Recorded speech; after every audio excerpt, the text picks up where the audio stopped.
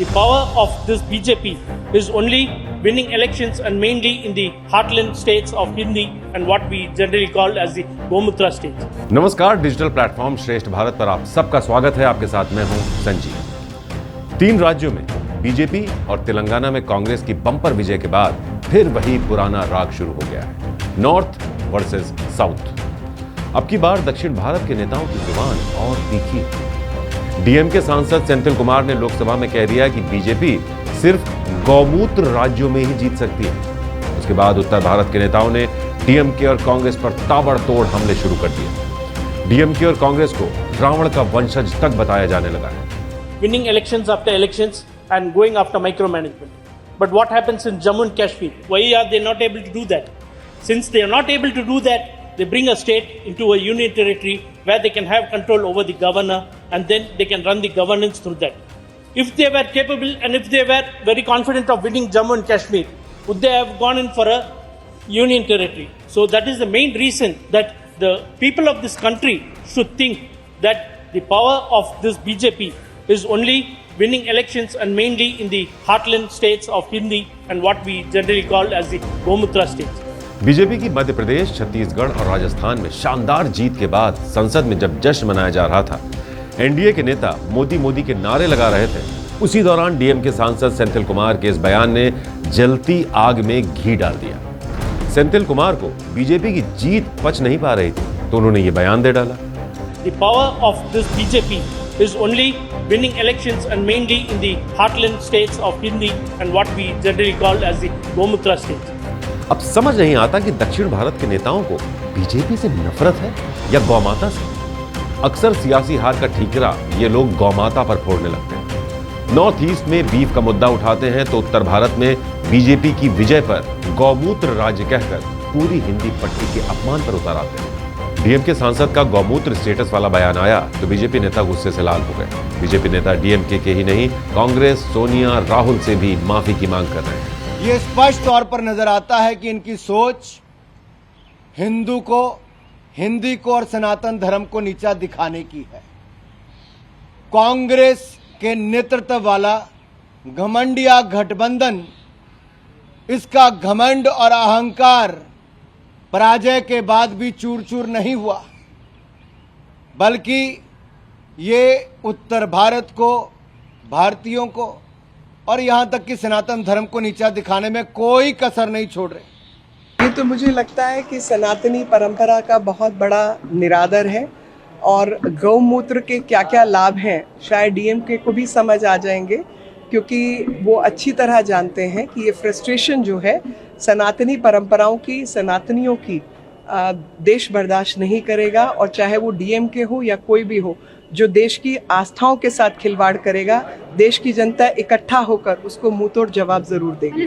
कांग्रेस से माफी की मांग इसलिए की जा रही है क्योंकि 2024 में मोदी को हराने के नाम पर जो इंडिया गठबंधन बना है, कांग्रेस उसका सबसे बड़ा घटक दल है। इंडिया गठबंधन में डीएमके की बड़ी भूमिका अदा हो रही है। तमिलनाडु में स्टालिन की अगुवाई में डीएमके सरकार है।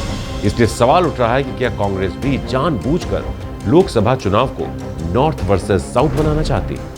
हम आपको बता दें कि 5 राज्यों के विधानसभा चुनाव सेमीफाइनल थे। सियासत का फाइनल 4-5 महीने बाद 2024 में होना है। ऐसे में नॉर्थ साउथ की सियासी बाउंड्री लगातार बढ़ती जा रही है। बीजेपी नॉर्थ में बहुत अच्छा प्रदर्शन कर रही है तो कांग्रेस ने भी साल के अंदर दक्षिण भारत के 2 राज्य जीत दिए हैं। इस साल मई में कर्नाटक और अब दिसंबर में तेलंगाना।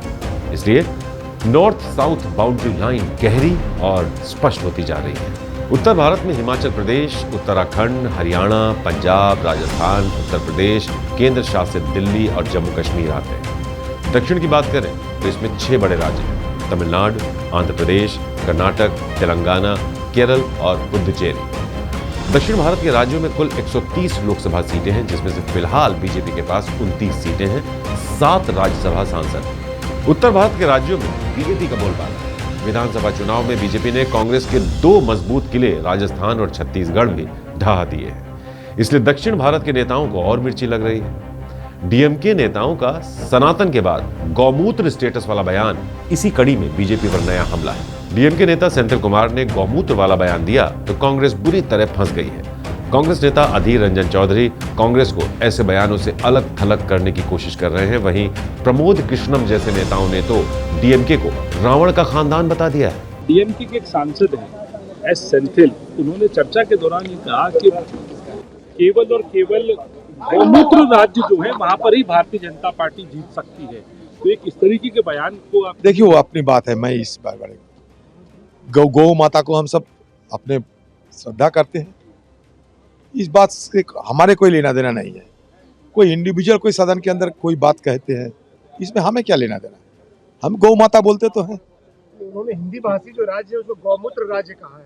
पता नहीं, ये जो कहते हैं उनको पूछिए। डीएमके के नेताओं की अगर यही हरकतें रहीं और सनातन धर्म के खिलाफ इसी तरह की बकवास वो करते रहे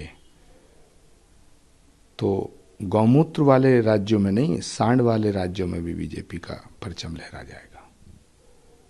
ये सब रावण के खानदान के लोग हैं, आसुरी शक्तियां हैं, भारत को बर्बाद करना चाहती हैं, भारत से सनातन को मिटाना चाहते हैं, भारतीय लोकतंत्र को खत्म करना चाहते हैं। कांग्रेस को यह समझना होगा कि 2024 में मोदी के मुकाबले के लिए बने इंडिया गठबंधन के नेताओं का यही हाल रहा, वो ऐसे ही बयानबाजी करते रहे तो कांग्रेस को इसका उत्तर भारत में जबरदस्त नुकसान हो सकता है। इसका फायदा दक्षिण भारत में होगा भी तो वो डीएमके जैसी पार्टियों को होगा, कांग्रेस को नहीं। वैसे भी 2024 में मोदी को हराने के लिए 4 महीने पहले बना इंडिया गठबंधन अभी से बिखरता दिखाई दे रहा है। सनातन विवाद को लेकर कांग्रेस के नेता भी बटे हुए हैं। कमलनाथ सॉफ्ट हिंदुत्व के दम पर विधानसभा चुनाव लड़े। एमपी में कमलनाथ और अखिलेश यादव में जुबानी जंग चली। इंडिया गठबंधन के अघोषित मुखिया नीतीश कुमार अपने मंत्रियों को ही नहीं संभाल पा रहे हैं। उनके मंत्री चंद्रशेखर यादव ने सनातन को लेकर उल्टा सीधा कहा। वैसे भी बीजेपी 2024 के लोकसभा चुनाव में सनातन विवाद को सबसे बड़ा मुद्दा बनाने की तैयारी में लगी है। सनातन पर कोई हमला करता है तो जवाब देने का जिम्मा खुद प्रधानमंत्री मोदी उठा लेते हैं। वैसे भी 22 जनवरी 2024 को अयोध्या में राम मंदिर के उद्घाटन के बाद सनातन की पिच पर बीजेपी का चुनावी अभियान और आक्रामक होने वाला है। इंडिया गठबंधन में शामिल स्टालिन जैसे नेताओं और बिहार के शिक्षा मंत्री चंद्रशेखर यादव हो या फिर डीएमके सांसद सेंथिल कुमार, इनका जो बयान है इनकी कोई सुनने वाला नहीं। सेंथिल कुमार ने हालांकि गौमूत्र राज्यों में बीजेपी की विजय वाला बयान वापस ले लिया है, माफी भी मांगी, लेकिन नॉर्थ वर्सेस साउथ की ये लड़ाई फिलहाल थमती नजर नहीं आ रही। तो आपको हमारी रिपोर्ट कैसे लगी हमें जरूर बताइएगा। हमारे चैनल को सब्सक्राइब कीजिएगा, लाइक कीजिएगा तो हमारा हौसला बढ़ेगा। बाकी खबरों के लिए बने रहिए हमारे साथ और देखते रहिए श्रेष्ठ भारत। श्रेष्ठ भारत पर खबरों से जुड़े रहने के लिए चैनल को सब्सक्राइब करें, बेल आइकन दबाएं और देखते रहें श्रेष्ठ भारत।